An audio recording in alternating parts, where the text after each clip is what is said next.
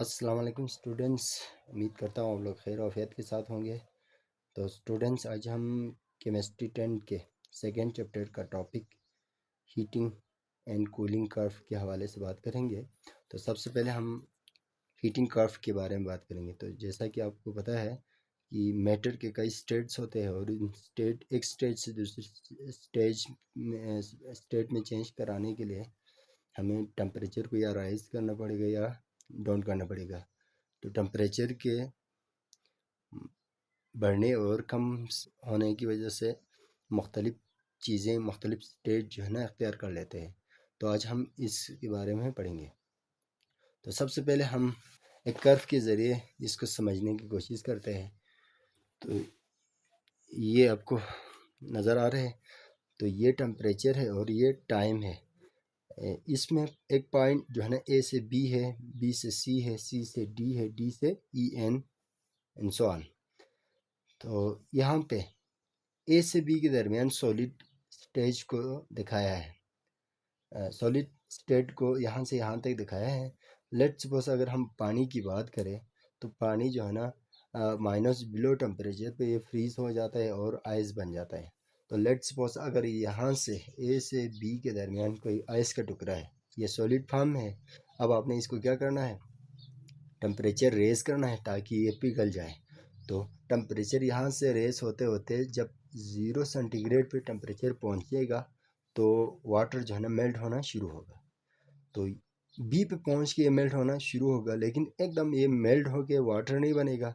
तो आहिस्ता आहिस्ता टाइम लेके ये वन बाय वन जो है ना ये मेल्ट होते वाटर में तब्दील होगा। तो यहाँ बी पे पहुँच के ये मेल्ट होना शुरू होगा। बी से सी के जो दरमियान जो फासला है इसमें फेज चेंज होगा। मिसाल सॉलिड से लिक्विड बनने में टाइम लगेगा। तो यहाँ बी से सी के दरमियान टेम्परेचर तो आप दे रहे हैं लेकिन वहाँ पे टेम्परेचर कांस्टेंट रहेगा।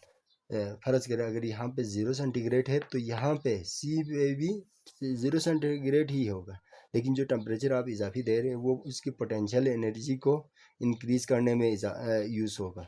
इसके काइनेटिक एनर्जी यहाँ पे कांस्टेंट रहेगा लेकिन पोटेंशियल एनर्जी इंक्रीज़ होगा। इस वजह से फेज चेंज होगा, सॉलिड से लिक्विड बनेगा। अब यहाँ पे सी पे पहुँच के इसकी टेम्परेचर 0 सेंटीग्रेड है। फिर जब सारा का सारा आइस का टुकड़ा पानी में चेंज होगा तब जाके दोबारा टेम्परेचर एब्जॉर्ब करना शुरू करेगा और टेम्परेचर रेस होते होते कहाँ तक जाएगा, डी पे पहुँच के टेम्परेचर इसका लगभग इसका 100 सेंटीग्रेड होगा। 100 सेंटीग्रेड पे आपको पता है कि पानी क्या होगा, बॉयल होना शुरू होगा। तो यहाँ डी पे पहुँच के पानी बॉयल होना शुरू होगा और डी से लेकर ई के जो दरमियान जितना डिस्टेंस है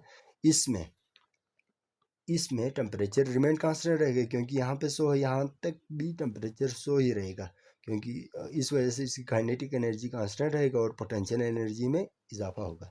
और इस तरह यहाँ से पानी बॉयल होके ई पे पहुँचने तक सारा के सारा इवापोरेट होके ख़त्म होगा और गैस में चेंज होगा। लिक्विड से गैस बनने का अमल यहाँ पे कंप्लीट होगा। तो टेम्परेचर के इंक्रीज़ होने की वजह से फेज जो है ना एक से दूसरे, दूसरे से तीसरे में चेंज हो गया। तो इस पूरे सारे प्रोसेस को अगर कोई सॉलिड लिक्विड बने, लिक्विड से गैस बने, तो उस पूरे प्रोसेस को हम सब्लिमेशन कहा जाता है। तो इस पूरे प्रोसेस को हम सब्लिमेशन कहते हैं और इसको हम ज़रा बुक में देखते हैं कि किस तरह ये फेज चेंज होता है।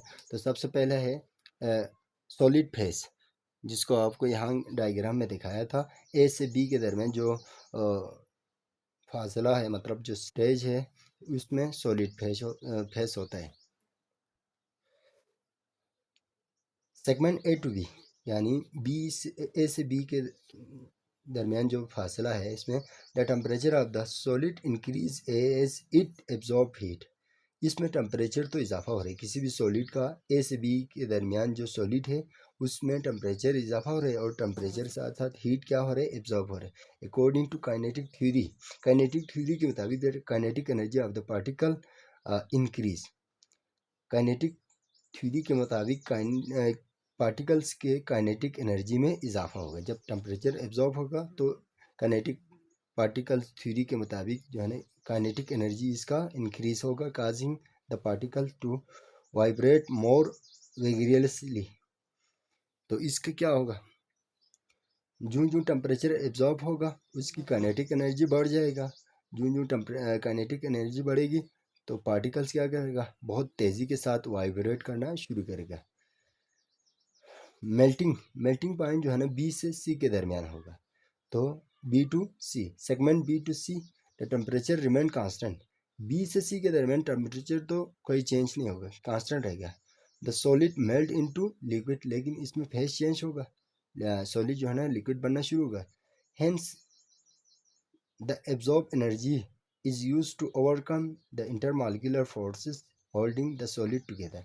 लेकिन जो टेम्परेचर एब्जॉर्ब हो रहा है वो किस चीज़ में इस्तेमाल हो रहा है, वो जो है ना इंटरमॉलिक्यूलर फोर्स, जो कि एक मालिक्यूल का दूसरा मालिक्यूल के साथ है, उसको तोड़ने में, उसको ख़त्म करने में इस्तेमाल होगा। Rather than increasing kinetic energy, kinetic energy में इजाफा होने के बजाय वो क्या हो रहा है, इंटरमॉलिक्यूलर फोर्स को कम करने में इस्तेमाल हो रहा है। This is known as the latent heat of fusion. इसको क्या कहा जाता है, लेटन हीट ऑफ फ्यूजन। अब नेक्स्ट स्टेप में क्या होगा, ये तो बी से सी के दरमियान था। Liquid phase C to D, यहाँ से यहाँ तक लिक्विड फेस है, इसमें क्या होता है segment C to D the temperature of the liquid increase it continue to absorb heat. यानी सी से डी के दरमियान टेम्परेचर रेस होना शुरू होगा और टेम्परेचर जो है ना, हीट जो है ना एब्जॉर्ब होगा, हरारत जज़्ब होना शुरू होगा। The kinetic energy of the particle increase, इस वजह से जब हीट एब्जॉर्ब होगा तो इसकी काइनेटिक एनर्जी ऑटोमेटिकली क्या होगा, पार्टिकल्स का वो भी इजाफा होगा, causing them to move more rapidly. और इसका वजह क्या बनेगा, काइनेटिक एनर्जी जब बढ़ेगा तो पार्टिकल जो है ना बहुत तेज़ी के साथ हरकत करना शुरू करेगा। अब आ जाए बॉइलिंग पे, जो कि कहाँ से कहाँ तक हो रहे हैं, डी टू ई में हो रहे हैं। Segment D to E the temperature remain constant as the liquid changes into gas. D और ई के दरमियान टेम्परेचर रिमेन कांस्टेंट रहेगा, क्योंकि उसकी काइनेटिक एनर्जी में कोई तब्दीली नहीं आ रही है। जो हीट आप दे रहे हो वो पोटेंशियल एनर्जी में इंक्रीज होगा, इस वजह से इसके फेज चेंज होगा। The absorb energy heat energy is use to overcome intermolecular force in the liquid. जो एनर्जी आप मजीद उसको दे रहे हो वो किस में खारिज किस में इस्तेमाल हो रहा है, वो इंटरमॉलिक्यूलर फोर्सेस जो कि एक लिक्विड के अंदर के मॉलिक्यूल्स के दरमियान होता है, उसको कम करने में, उसको ख़त्म करने में इस्तेमाल होगा। A process that require latent heat of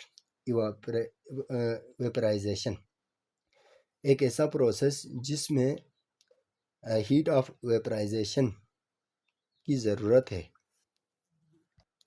अब आ जाए लास्ट स्टेज पे।